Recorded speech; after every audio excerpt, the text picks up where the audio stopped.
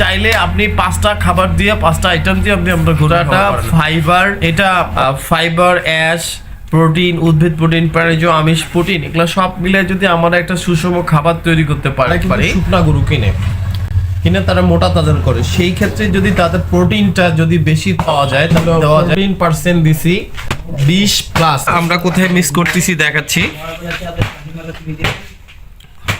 এই যে মিক্স খাবারটা আমরা এখন এটা আগে এখন আমাদের মেশিন আছে, মেশিনে মিক্স করি আমাদের এখানে যদি মানে 100 গ্রাম যদি আমরা মেডিসিন দেই, 100 গ্রাম মেডিসিনে এখানে মিক্স হয়ে বের হয়ে যায়।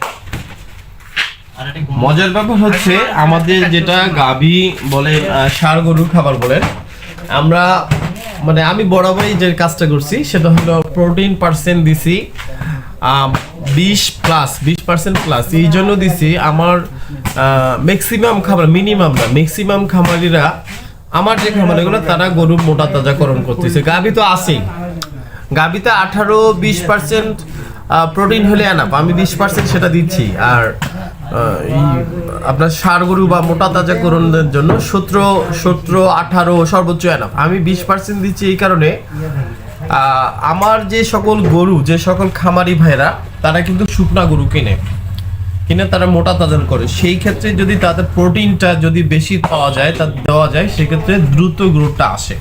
আমরা যে সকল খাবার ব্যবহার করি প্রায় 19টা আইটেম, মেডিসিন আইটেম যদি সহ ধরি 19টা আইটেম আমার একটা খাবারে আছে। অনেকেই বলে ভাই 20টা, 23টা, 26টা, তা না।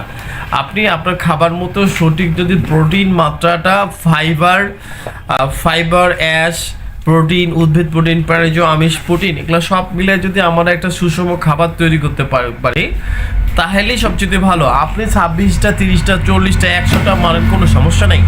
সমস্যাটা সেই জায়গায় আপনি চাইলে আপনি 5টা খাবার দিয়ে 5টা আইটেম দিয়ে আপনি আপনার গরুর খাবার বানান।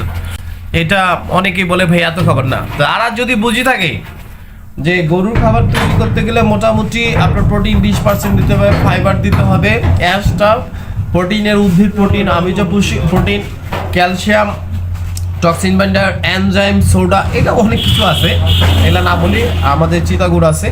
তো এইরকম গোটা বাংলাদেশে ডেলিভারি হচ্ছে গরুর খাবারটা।